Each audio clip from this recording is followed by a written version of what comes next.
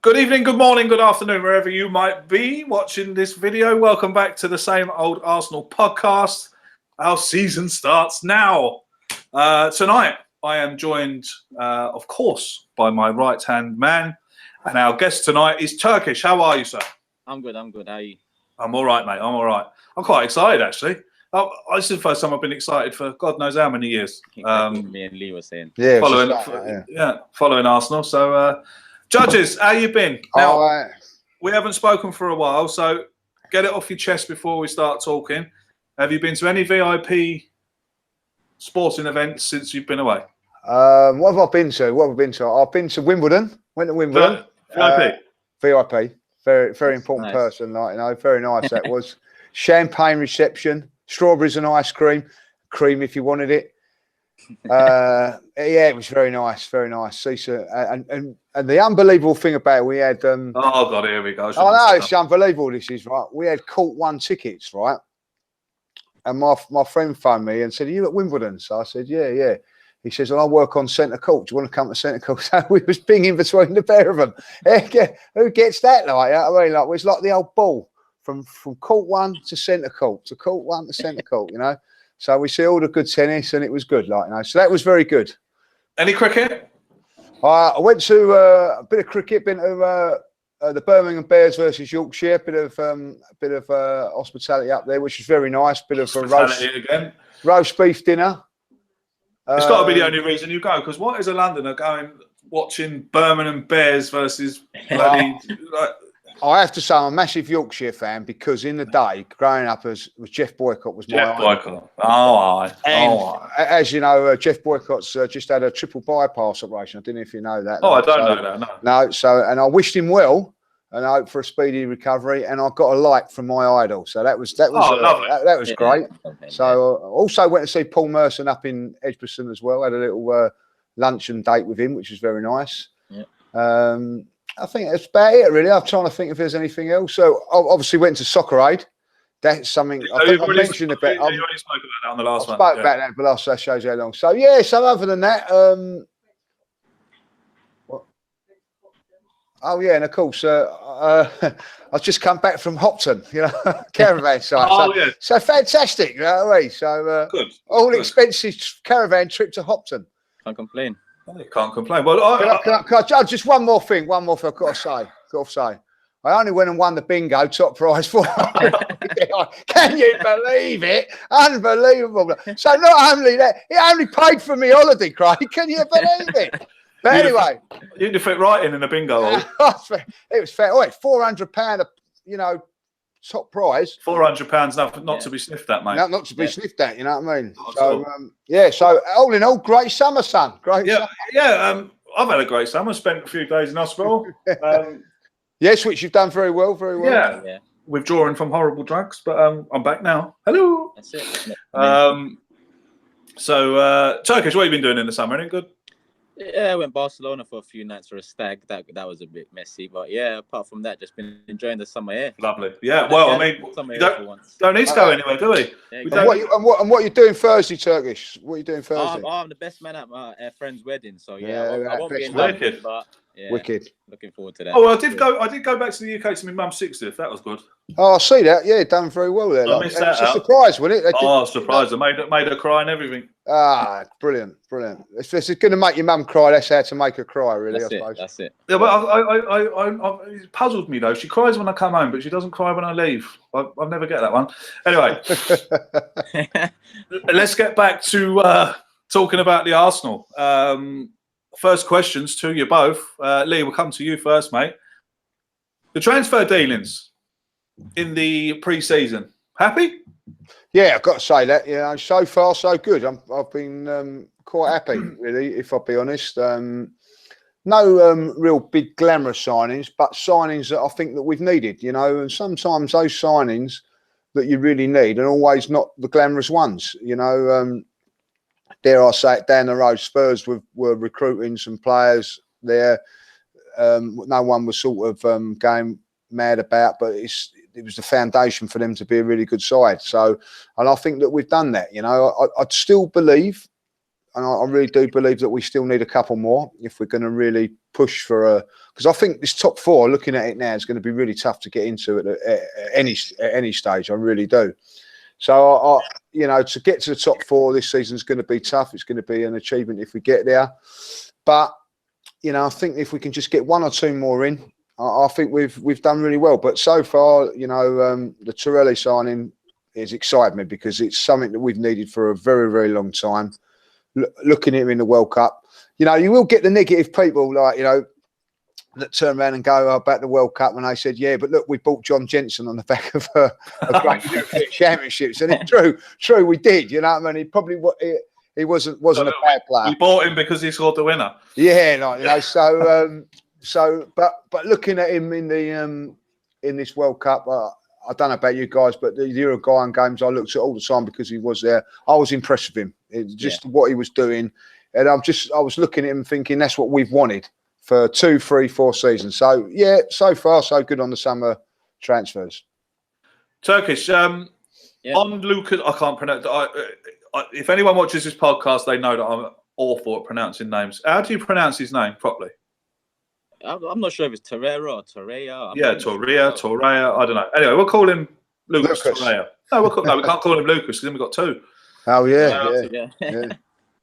We'll call him Lucas Torreira tonight anyway, and people can tell us if we're saying it wrong. But Lee said it's an exciting signing. Now I have to agree with that because any man that goes in for a tackle with his head and coming to Arsenal, he's welcome. That's quite exciting. That's it. He's welcome. That's exactly the player we've needed for how long now. We've needed someone that's got the energy and the bite that he has, especially in the middle of the park. That's an important area of the pitch. So that is the main signing. That is the most glamorous it's been this summer. But like Lee said, it doesn't always have to be glamorous. I see Aubameyang as our glamorous signing for this season. With Torreira, he's coming in to maybe shore up an area that we've needed looking into for God knows how long. And like Lee said, we're bringing in the Socrates, Lichtsteiner, and Leno. They're not the names we probably wanted going into the summer, but they all bring a certain mentality, especially Socrates and Lichtsteiner. And that mentality can rub off on other players and improve them, like a Bellerin, like a Muslim. Yeah, good point, man. So when you're buying 3-4 players at the same time with the same sort of mentality and bringing them into a squad of 21, 22, it will have an impact. When we brought in Sanchez, it was kind of bringing in one player with that ultimate winning mentality, and it didn't quite work. We always heard the rumors of bust-ups at the back and problems between Ramsey and Sanchez, and I feel that's a lot to do with the attitude that was created at our club. But now moving forward, you can see that the passion Emery has, he's fully involved. You can see the type of players he's buying. They've all got a certain mentality, a bite about them. They've all come in and, well, apart from Leno being the keeper, Lichtsteiner, Socrates and Torreira, they're all tough. They put their body on the lines. They might not be the best names out there, but how can you not be excited right now? Absolutely not, man. I mean, I go on Twitter and reread the tweets about, these ain't the players we want. They are the players we want, but people are dismissing them straight away because they haven't cost £50 million. That's it. But like I agree with you both. He is bringing in the players we need. Now, this young fella in the middle, again, I can't pronounce his name. The lad that come from Lorient. Yeah, David Luiz lookalike. Yeah, he looks like a young David Luiz, doesn't he? Does anyone know how to pronounce his name? Quadraro, isn't it, or something? Guendouzi, Quandozi. I hope you ain't like the one that played for QPR. We'll call him Quandozi then for tonight. And again, if we're saying it wrong, just tell us in the comments. No problem with that. Help us out. We're willing to learn. We're willing to learn. Absolutely. This kid has seriously impressed me. He's only young. He looks so composed, always looking to get rid of the ball quickly. He looks really good going forward. I mean, this kid, in my opinion, is knocking on the door for a first team place already. Call me stupid. Call me, say that I'm jumping the gun. But in my opinion, he's knocking on the door already, Lee. Yeah, I agree with that. What I'd like to see is sort of similar to what we did last season. Play this sort of team, these boys, in the Europa League games, because we should get through to the knockout stages, and also the League Cup, and see what they can do. But yeah, I've been very, very impressed with him, I have to say, and also the other boy, Rose Smith, I think, looks a real player at Boreham Wood on the ball. And these two, once we're both 18 now, because he just turned 18 the other day, 18 years of age, and people turn around to me and say it's only Boreham Wood, but if you've ever played it in the conference, how physically strong it is, for them two to get on the ball and do what they were doing, I'm telling you now, it takes a lot, So the physical side of the game, it looks like they can handle. And, the passing of everything it looks really good. And listen, at this moment in time, since the new guys have come in, they've brought in Aubameyang, they've brought in the young Greek fella, I can't pronounce his name. Another teenager who really impressed me last season, really impressed me in the games that he played. Now, every time they've gone in with a signing, I've been impressed with what they've got, what they've brought in. And they've gone and done it again this season with these with this young kid as well. No one had ever heard of him. I don't think no one had heard of Matt when they've seen him. But I think that he's got a very good chance of starting many games in the first team at the back for us. And so's this kid now from France. He looks a real player. And yeah, why not? And it does bode well for the competition. He's the sort of player that we want, that's going to be the big and strong in there. And listen, I was very, very disappointed when Jack went, and we had a conversation on the other day with a few of my mates. Maybe that that they knew that they was going to get this kid. There was also that was going to be my next question. Rose Smith was coming in there. That maybe and Maitland-Niles that they needed these guys to come through. So at this moment in time, everything that Arsenal's doing is from the recruitment part and from the young bits to the older bits as well. It does look very, very good at this moment in time. And as I say, I've been very, very impressed with those two in midfield. We know that the opposition ain't been as strong as what it has been. Hopefully, Chelsea will bring a stronger team. Well, they will do. There'll be some top players for Chelsea playing on Wednesday night, and we'll see what they do. But from my point of view, these two kids have come in and have took their chances, and I'm excited by it. Absolutely. Now, Turkish, my next question was going to be Jack Wilshere leaving. Do you think Elliot Smith Rowe coming through and Maitland-Niles coming through, do you think that had anything to do with the decision for Jack to leave? They probably or to let him go, sorry.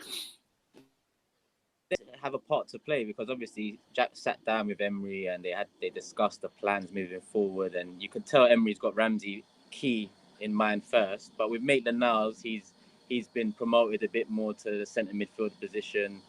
We brought in Torreira, so it did look like the part to play as well. Maybe it was a case of Emery came in, similar with how I feel about Ramsey. I feel like it's a situation that needed to be sorted out this summer. Whether it was to go, whether it was to stay, it had to be sorted out, and it was tough. But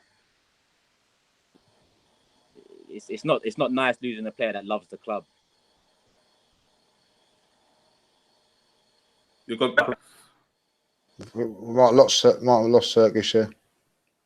Can you hear me? Yeah. Yeah, you're back. Yeah, you're back. Yeah, back in the room. 3, 2, 1.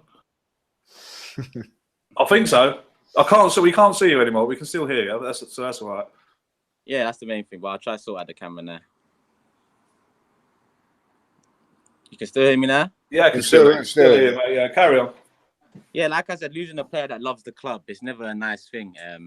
But I just feel like this summer was vital to get it sorted and move forward. And I feel like that, in a sense, it was ruthless by Emery to tell him he hasn't really got a future at the club. But at the same time, we needed that. We need a bit of more of a ruthless approach. So, absolutely, can't disagree with that. No, I totally agree.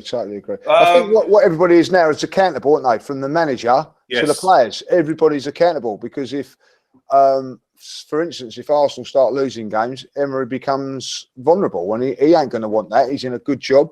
He wants to be successful. Yeah. So he's not going to take players making mistakes, and Exactly. and he's not going to have it. He's going to, you know, because his job's on the line. Yeah, and I don't know how you gents feel, but I feel like there's the centre mid position at Arsenal now. It's in the need of a fully reshaping. It's an important part now. We haven't found that partnership that's worked for years. So I feel like whether it's Guendouzi, whether it's Ramsey, whether it's Torreira, Xhaka, or Nene, Maitland-Niles, they're all fighting for this starting berth now. And I feel like, yeah, like Craig said, Guendouzi's been putting in some great performances in the preseason. So his name is definitely in there, and Emery said he's going to be in the first team. So yeah, I mean, look, I mean, we all know that they haven't really played, you know, especially Guendouzi hasn't really played anyone, but get it right. He's played against Atletico Madrid. They had some top players on show. He played against PSG. They had top players on show. Yeah. Still made it look relatively easy. He just looks like one of these players that always goes to somewhere else. I think to myself, God, look at him. He looks so natural. Yeah. And he's going to be great. And they go on to be great. And, you know, they go on to be sold for 70, 80 million or whatever. Yeah. He's definitely, to me, in my opinion, is one of those players. Yeah. He looks like he just wants to do. He doesn't try to make anything difficult. He always looks for the easy ball. He always tries and release the ball quickly to keep us going. You know, he's not stopping and passing sideways like we're all used. You know, like last year when someone got the ball in the middle of midfield, they stop. If we were on a counter attack, or they'd stop and they'd be looking around. Well, where is everyone then? Yeah. And the ball goes back. But this lad it doesn't seem to register in his brain that, you know, that he can go back. He just likes to keep going forward. So that's why when I was watching him, he impressed me so much. But let's go to the goalkeeping situation. Petr Cech has come out and said that he's here to, you know, he's staying to fight for his place. With Leno come in, obviously, that everyone knows about, and also we've had Martinez come back. On loan. Matt Macy today actually went on loan to Plymouth Argyle, which I think is a great move for him because I've a lot of, you know, being in the goalkeepers union, he's got a lot of ability, that kid. So I'm glad he's gone out on loan and we haven't got rid of him. I think today, Akpom has finally gone. Oh yeah. And there was someone else. I can't bloody remember who it was. Jeff Adelaide, he's gone as well. Yes, that's it. Yeah, Jeff Adelaide. That's right. That's who it was. So yeah. I kind of got off topic a bit. Anyway, but Petr Cech said he's here to fight for his place against Leno and Martinez. Now, come 2 weeks' time, you've got to write a team sheet. Who's number one then? Who are you putting in goal? Oh, that's a good question. Do you know what? I've not seen enough of Leno to say, like, definitely him at the moment. Cech, I would probably go with to start off with, if I'll be honest, because of what he's done in the past. I'm going to be honest with you. Every time I've watched Martinez, I've always been impressed with him. Yeah, you know what I mean? So, like, he's a good goalkeeper. So he is a good goalie. You know, so all of a sudden we've got three half decent goalkeepers. I do believe that Arsenal probably looking to give Leno a year under Cech, looking with a bit of experience, and then promote him next season. Of course, we've not talked about Ospina, who we all obviously think that's going to go. And that, you know, he's done well for us, but he's not top notch. So I will start off with Cech, if I'll be honest, and say to him, look, you know, but if your performances are like they were last season, come the next game you won't be in. So again, as we said, he's going to have to be accountable. Any sort of dodgy performances, he's going to be out. Now, I believe that he weren't under no pressure last season to perform. This is it, you see. Yeah. Same as Bellerin. He knew that, you know, he made a mistake against Chelsea, or he made a mistake against so-and-so. The next game he'd be in, and I think that's exactly what's happened. But I think, again, as we say, if he's going to make mistakes, he knows he's got a £19 million goalkeeper behind him who's desperate to play. You know, it could be a good move to make Cech play even better. I don't know, but that's the exciting thing about it, you know. And so I would start with Cech, if I'll be honest, but you know, and see how it goes, because at this moment in time, I'll be honest, I haven't really been able to engage it with a couple of games we played. So that's all I can say on that.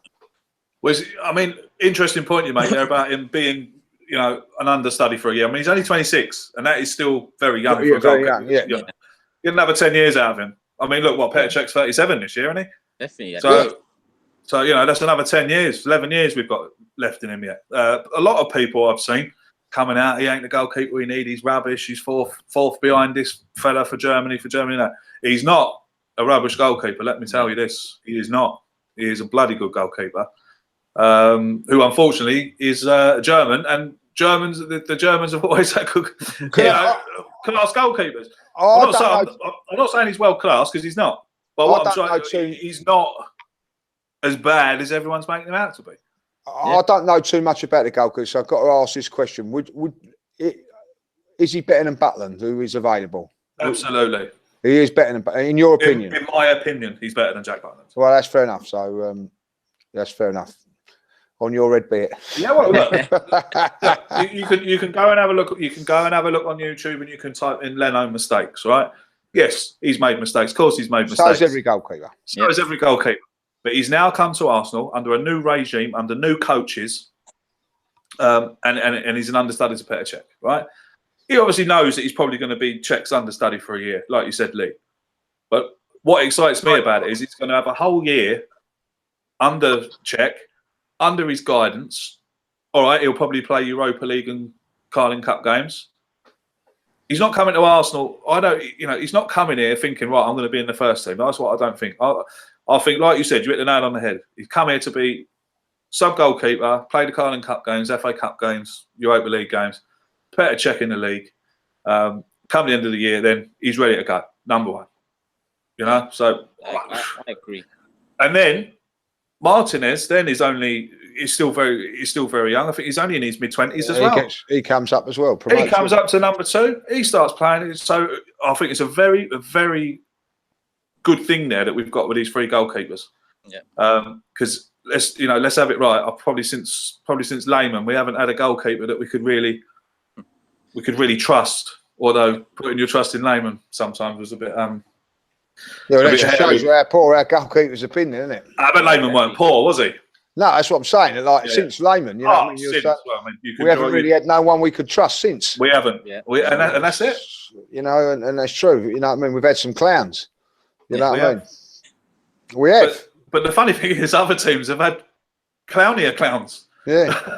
Mind you, I think Fabianski's done well since he was at Swansea, and now he's got a big move to West Ham. So Fabianski needed to leave. Delighted for him. Yeah. I am delighted for him. Turkish. So we talked about the goalkeepers. If it was down to you, who are you putting in goal for? Who are you putting in goal against Man City? Again, similar to both of you, it's got to be Cech. And I feel like, to be honest, Emery shut that down earlier when he gave him the number 1 before we even bought a keeper. I feel like he told us that very good number 1. Yeah. And the goalkeeper coming in will fight for that space. And I feel like in the Premier League, it's better to come into a season fighting for the number 1 spot from behind than coming into Arsenal. And because it's such a physical league and teams catch out keepers, especially new keepers coming into the league. De Gea got caught out a hell of a lot. He did. Yeah.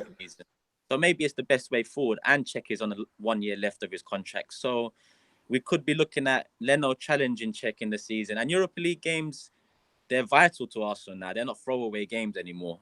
So if Leno's starting Europa League games, he should be proud of that and use that as the games to prove himself. Because going into the season, the Europa League games are as important as our league games. Maybe not at the start when we're playing the whatevers from certainly once we qualify. Yeah. Exactly. Once we qualify, vital. So I feel like Emery's done well in bedding in the goalkeeping. Like you said, we're bringing Martinez back. And I guess next summer when Cech's contract expires, we've got Leno as number 1. Martinez might come in as number 2. Or they might, let's hope not, but Leno might not work out to be the best of goalkeepers. And next summer we actually recruit a first choice goalkeeper and Leno remains the second choice. Possibility. So we've got room to maneuver right now. A 19 million keeper, it wouldn't be the biggest loss if it didn't work out well moving forward. So I feel like it's more of a let's see how it goes investment. But the German keepers, the 3 ahead of them, one plays for PSG, one plays for Barcelona, the other plays for Bayern Munich.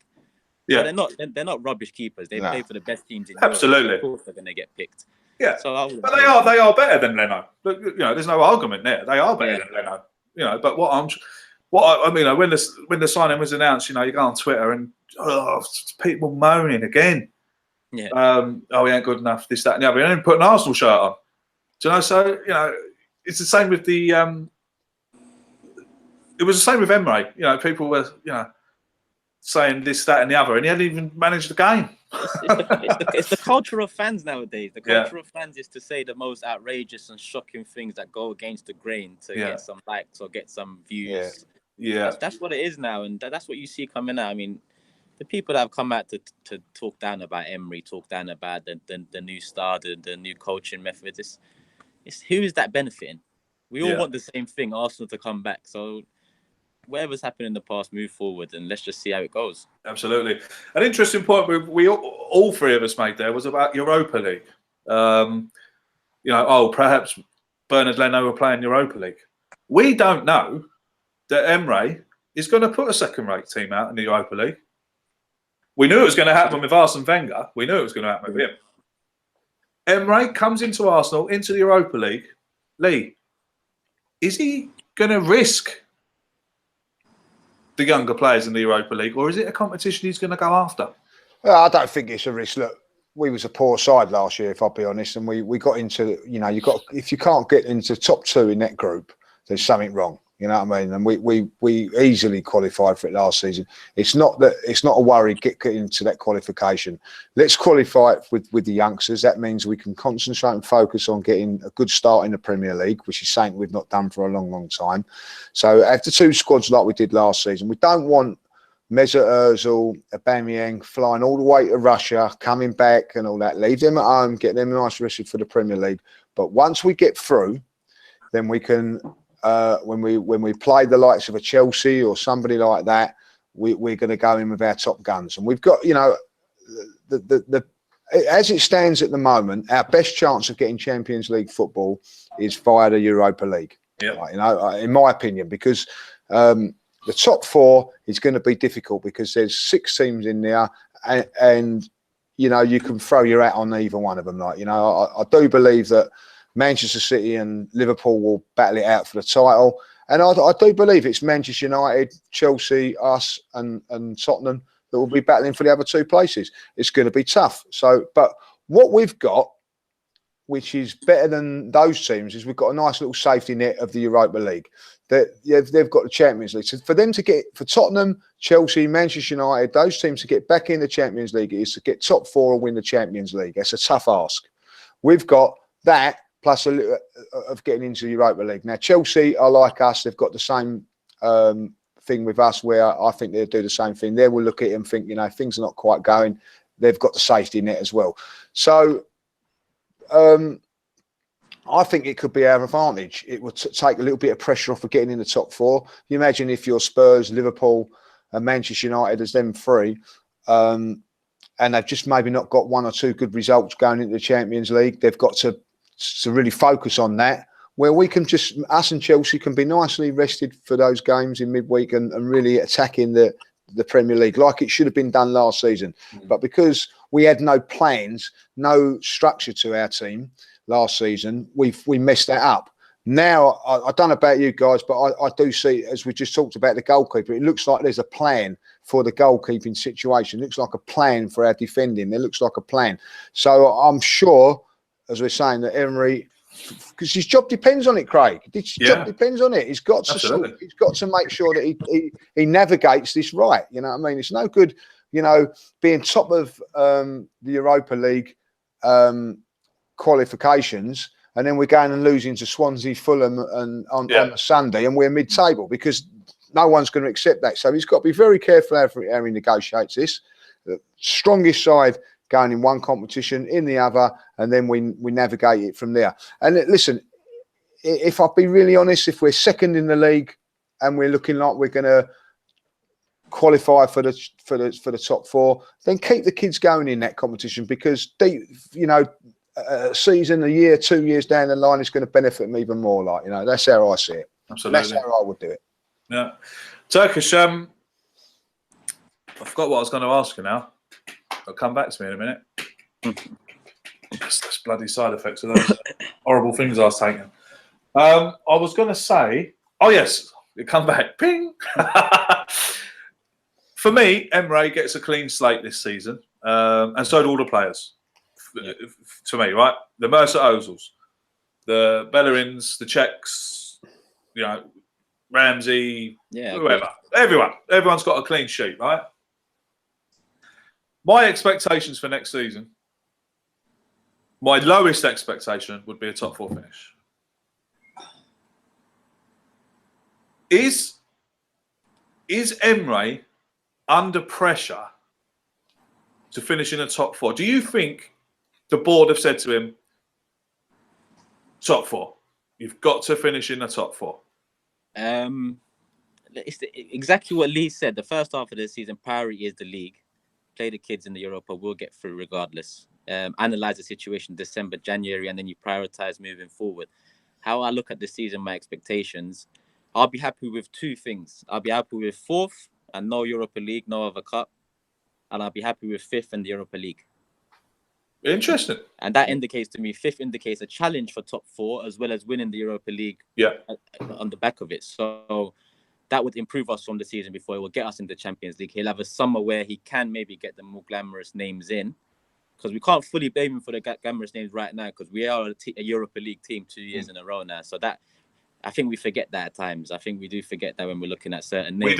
We do. But I feel like 4th and no Europa or 5th in the Europa League, I'll be happy with either or. Because it's like the fan base has flipped.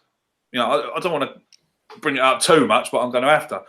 You know, last year you had all the people that wanted Arsene Wenger to go, and you want all the people that wanted Arsene Wenger to stay. Now the roles are reversed. I'll give Emery a chance. You know, I'm not going to judge. Top 4 is what I'd like, but if he didn't get to the top 4, I'm not going to judge him in one season. Yeah. My judgment will come next season. Yeah. At the end of next season, right? But now you've got the people that wanted Arsene Wenger to stay, looking at Emery coming in and taking their man's job. Yeah. Are they going to become the fans that are going to start obeying him? You know, if we lose. If we lose to Swansea, or we lose to Burnley, or these games where people would baying for Wenger's head. What's your opinion on that? Well, how I see it is, it isn't about Wenger. Wenger had chance after chance. Absolutely. Just for the people watching, I don't want to bring it in, and it's just a question for discussion. The question is, if we do start losing to Burnley and we're losing to Crystal Palace, and I'm sorry, I'm not going to be happy with that, Craig. Well, no, am I. No. Regardless if he's got a year and all that, he's a manager now that if that was happening at Chelsea or Liverpool, there'd be things done about it, and we're in that boat as well. I'm not saying that he should have a free run. I don't think that he should. I think that at the end of the day, the top 4, or he must qualify for the Champions League. Any manager that comes into Arsenal, there's 2 things that if I was in charge of Arsenal Football Club, these are the 2 things that I would say that you have to do. You have to get into the top 4, and you don't come below Spurs. If you fail either one of them, you're out. But do you think? Simple as that. I'll ask you the same question as Turkish then. Do you think he's been told this by the board? Yeah, I do, because you know what? Everything at this moment in time that we as fans have asked for, we've been getting, whether it be a centre-half, midfield player, this and that. We've all been saying we needed this, we needed that, and it's been gone and got. Right? So from a fan's point of view, everything that we're sort of saying at the moment is being parred with what the club are doing.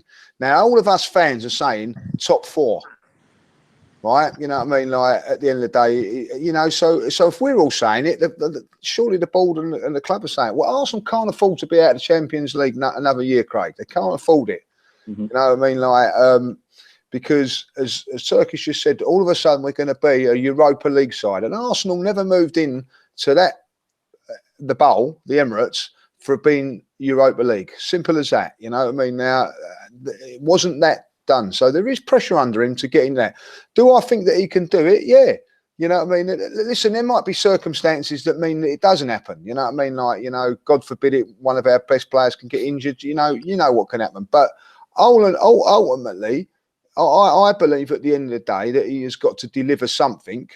And I'm sorry if realistically, don't want to bring up Arsene Wenger. Arsene Wenger was sacked or was told to leave because he failed to deliver top 4, and Champions League football. So why has that got to change this season because we've got a new manager in? No. Yeah, very true. That's my thing on it, and I'm going to be very hard on it. Like I expect improvement in all areas.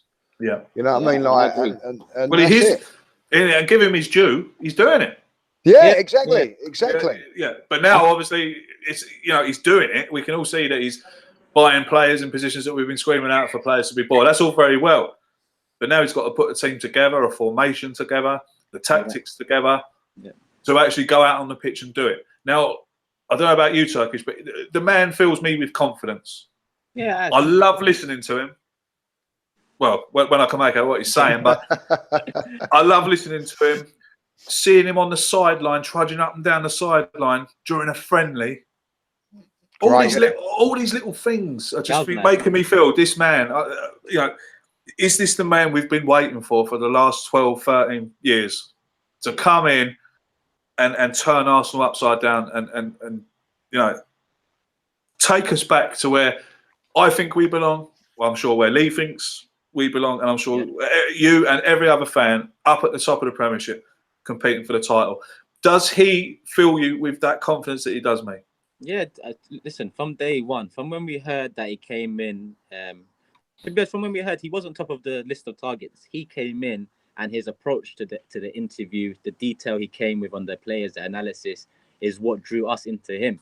Yeah. So from that moment there, it filled me with confidence. Then he came in and he had some difficult decisions to make regarding Wilshere, regarding, let's say, Steve Bold as assistant or Jens Lehmann as goalkeeping coach.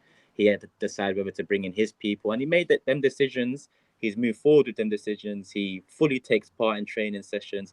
Like you said, 90 minutes against Atletico, against PSG, standing up, waving his arms side to side, sweating. And that's just a friendly. Yeah.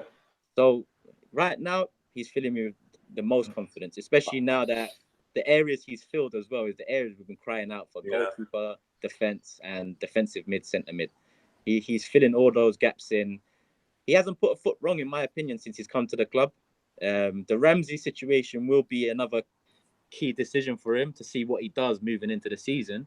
But yeah, everything he's done so far, I'm happy with. I mean, so I'm going on Instagram, the Arsenal Instagram, and I'm looking at pictures of him racing Lacazette. Yeah, that's what I'm talking about. You know what I mean? He's racing Lacazette on the training pitch, and you can see it in his face. He's really trying to beat him. Yeah, chasing him. Yeah, you know. Another interesting thing, Lee, I'll come back to you. I was watching one of his interviews there the other night, and one of the interesting things, one of the reporters asked him, "Who do you reckon? Who's going to be a captain next year?" Yeah. Is it going to be Aaron Ramsey? He kind of took a slight dodge to the question, but he came back to the reporter and he said, "One captain for me is not enough. Yeah, I'm looking for 5." He wants 5 captains on the pitch. Now, I've never had a Premier League manager say that. Yeah. The captain's armband. We know at Arsenal Football Club now the captain's armband gets thrown around like it's it's your turn this week. Yeah. I mean, we had that situation where Theo Walcott was given the captain's armband because it was his birthday or something. His 100th performance or whatever. Well, he's wrong. Now, again, that fills me with confidence. He wants 5 players out there to be captain. Yeah. So obviously he's going to have perhaps. I would say if Ramsey stays, I would say Ramsey gets a captaincy. I agree. Is it going to be a bargaining tool? I hope not, because that's probably been used. No, I don't. I hope not, Lee, because that's been used before. That was used with Fabregas to try and get him to stay. He didn't. Henry, he didn't. Robin van Persie, he didn't. It was the captain's armband was. Well, look, if you stay, I'll give you this. Do you know? It's like you want to stay because you want to play for Arsenal. You want to stay because you want to come and make us fans happy. You don't stay at us. All right, then, yeah, take the carrot, sign on the dotted line, and put the armband on, and then become a useless. I'm the captain. I don't think it should be used as a use. I think it would be an incentive to sign. It would be an incentive to stay at the club. I was offered the captaincy when I've played, and it's a big honour. You know what I mean? Yeah, I want to do it. You know what I mean? And it does make you want to stay. It's something. Like if you ever get to lift a trophy, it's something special. So I would say that you know, I think that it's probably being used in the. I'm not saying bargaining tools, but there must be talking with the Ramsey situation. They've got to be, and one of those things is, look, if you stay, you're going to be the captain. I think that's a great thing, right? And I'm going to be the main man that's going to drive this team forward. I don't see nothing wrong with that, because at the end of the day, we've got a problem.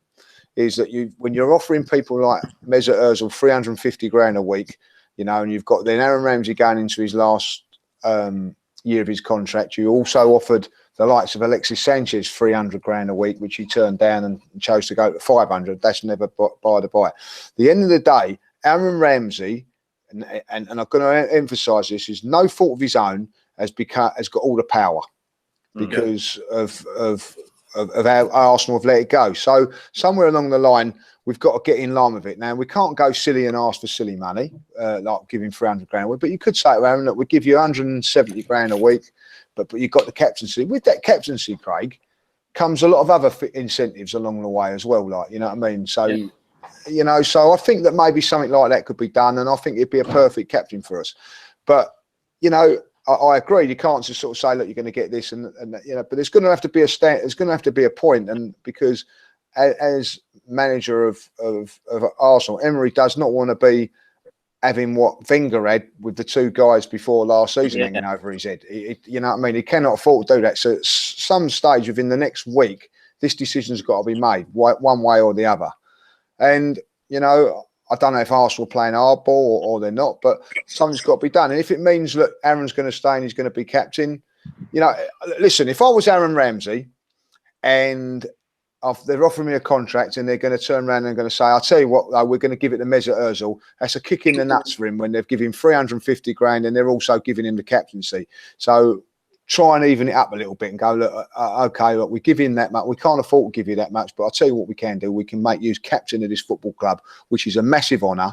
Yeah. And that's the route I'll go down. And hopefully, you know, this gets sorted and he is our captain. And I think he'll be a very, very good captain, you know. Yeah, so do I. So that's how I feel about it. Quick question, but if he doesn't sign in the next week or so, he won't never be Arsenal captain because he's got to go. Simple as that. Yeah, absolutely. Sign or go. Yeah. But who becomes captain if he doesn't sign? Because I've thought about this and there's no clear. I can't even think about. Well, there's one clear person for me. Petr Cech. With a year left. Yeah, but he's won it all. Yeah, I know what you mean. He's won it all. He's been there, seen it, done it, got the t-shirts. He knows what it takes. It's a fantastic question, right? That, you know, you're talking about 5 captains. You know, I mean, there's not one of them that really stands out other than Ramsey, if I'll be honest. You know, Mesut Ozil, you know, I'm sorry, but like, I think he's going to be under enough pressure to perform as it is. You know what I mean? If I'll be honest, you know what I mean? What's going on there? I don't think, you know, he should get it there. Maybe someone like Aubameyang could get it. I don't know, but not Aubameyang. No, I'm not just saying. He's someone that I don't think that should have it. He seems to be, you know, we were talking about it the other day. He's the one that seems to have brought all the squad together, and it seems to be a real fun place together because I think that he's done that. But I don't think he's captain material.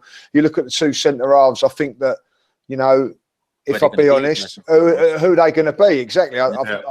You know, Chambers has got enough on his plate just trying to get in there. Same as Rob Holding. You know, Socrates. Nacho, he's a good one. Good shout. Another year on his contract though. Only got 1 year, so you know it's a real tough thing. You know what I mean? If who to get it? You know, the 2 standout candidates were Ramsey and Jack Wilshere before he left. But you know, obviously, like you know, my personal feeling is that Ramsey will sign because if he wasn't willing to sign, I don't think they'd have let it gone on this long. And I think there's just some bargaining tools going about there, and I think that, you know, he'd be cat. And also, I don't know if you see it a few weeks ago, Gazidis turned around and in an interview and said, like, all right, captain on his hand and on his arm. So that's my gut feeling that it will be him. Okay, so coming to the end there now, let's get on to the Premier League starts in 2 weeks. League judges, Manchester City at home. You've got an empty team sheet. Fill it in. Oh. Difficult one to say. Like, checking goal, obviously, like Bellerin right back, Monreal left back, central defenders. I would go with Socrates and the other Greek guy, the young kid. Let's go with him at the moment. Been impressed with him. Interesting. In the midfield, I would go with Torella as a holding midfield player, Ramsey, and I've got to get Ramsey, Torella, Mkhitaryan, one more. You're going to have to say Xhaka, and I really like, you know what I mean, and Lacazette and Aubameyang up front. No, I'd only make. Yeah. No Mercer. He's got to come in. Yeah, probably. Yeah, Mesut instead of Mkhitaryan. Then that's hard, doesn't it? Like, you know what I mean? Well, I was going to say there'd be 3 changes I would make to that, but it was Ozil. But no, I'll let Turkish go first. I'm happy with the Lee's back 4. I think Socrates Mavropanos is a good choice, both being Greek, one being a mentor, and Mavropanos has already, shown something. In the middle, Torreira, and if Ramsey signs Ramsey, if he doesn't sign Xhaka, Ozil in front as a number 10, Mickey on the left, Laka on the right, Aubameyang up front. It's a hell of a team. The only two changes. That's probably good. The only two changes I'd make there is the centre halves. Yeah, I'd bring in Mustafi on holding.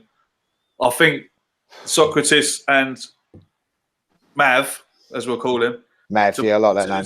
To put them into the middle of our defence, first game of the season against Manchester They ain't City. going to have nothing to do because Torelli's going to be mopping everything up. Well, that's true. But that is setting off alarm bells in my head. Having them two in the middle of in the middle. God, I can't see him. Perhaps he will, but I can't see Emery doing that. I'd rather Mustafi and Holding in there.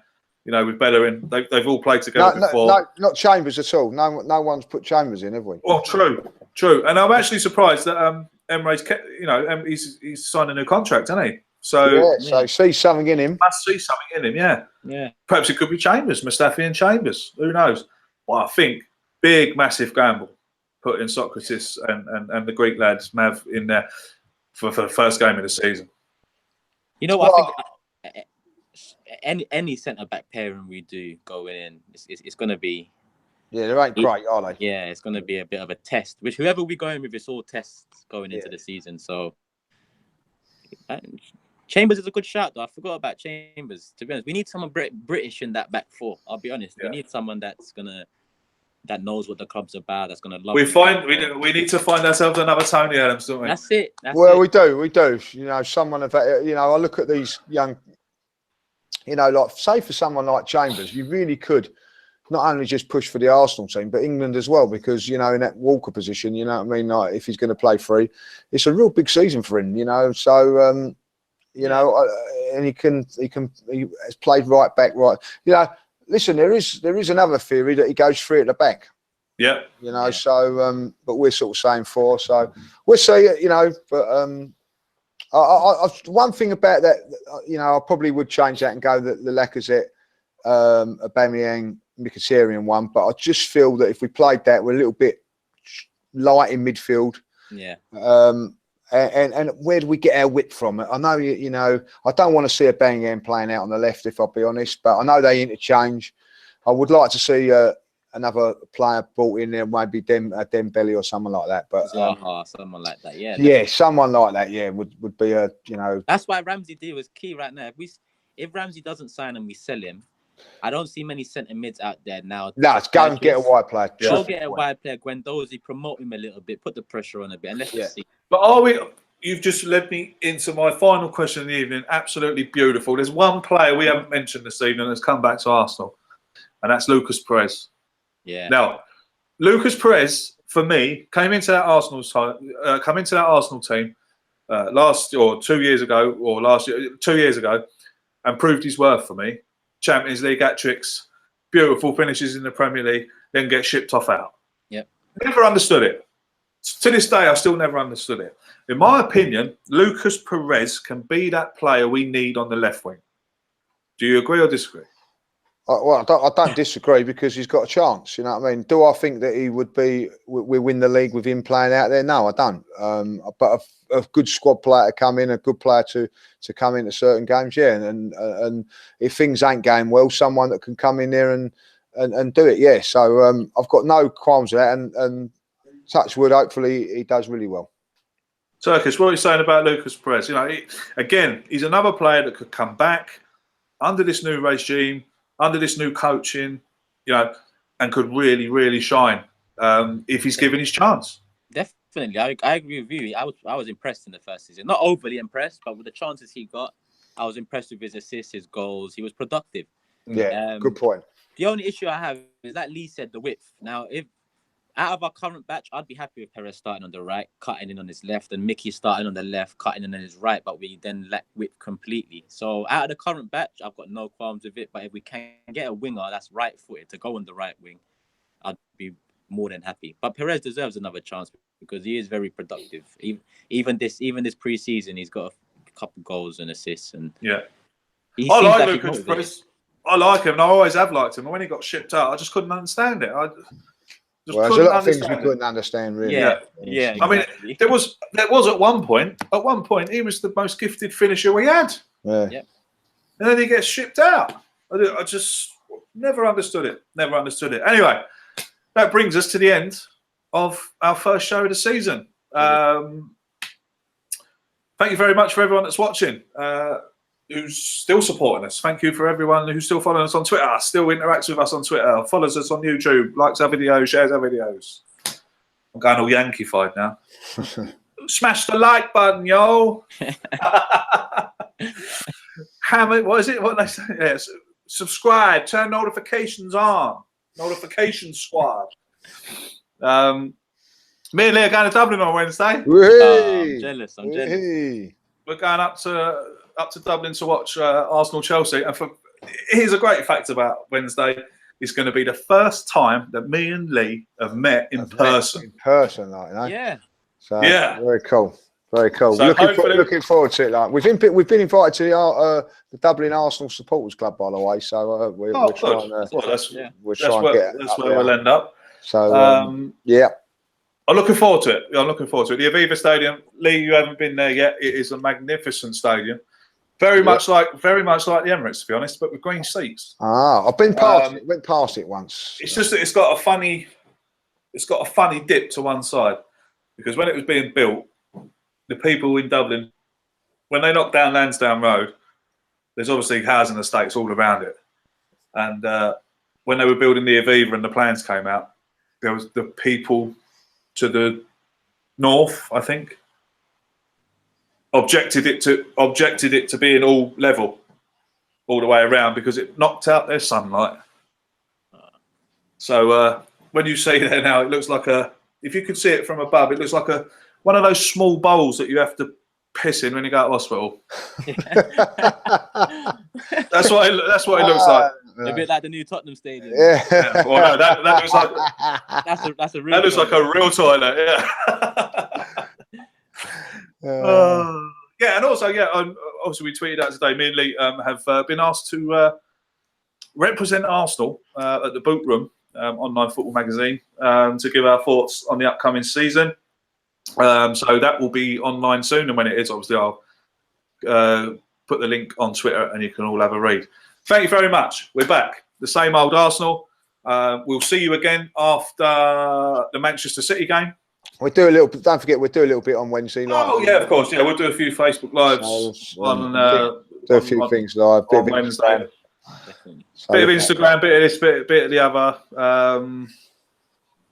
But it's going to be emotional, Lee. I think meeting for the first time.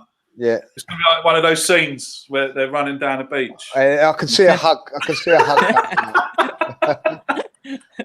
The bags dropped at the train station. Right, thanks for everyone who watched this evening. Over 150 of you. Thank you very much for your support, and we'll see you all again Wednesday sometime live from Dublin. And remember, if you're going to be in Dublin on Wednesday, Please come and say hello. if you see us hanging about on corners looking dodgy, or just come and say hello to us. We'd be only more than delighted to interact with some of you in person. Tweet us, let us know where you are, and we will let you know where we are. So keep in touch that way. Absolutely. But like Lee says, I think we are going to the Dublin Supporters Club bar. We've been invited. Yeah. So that's where we'll be, and of course we'll let you know where we are, because I'm sure we'll be moving around. Until then, up the Arsenal. There you Gunners. Come on.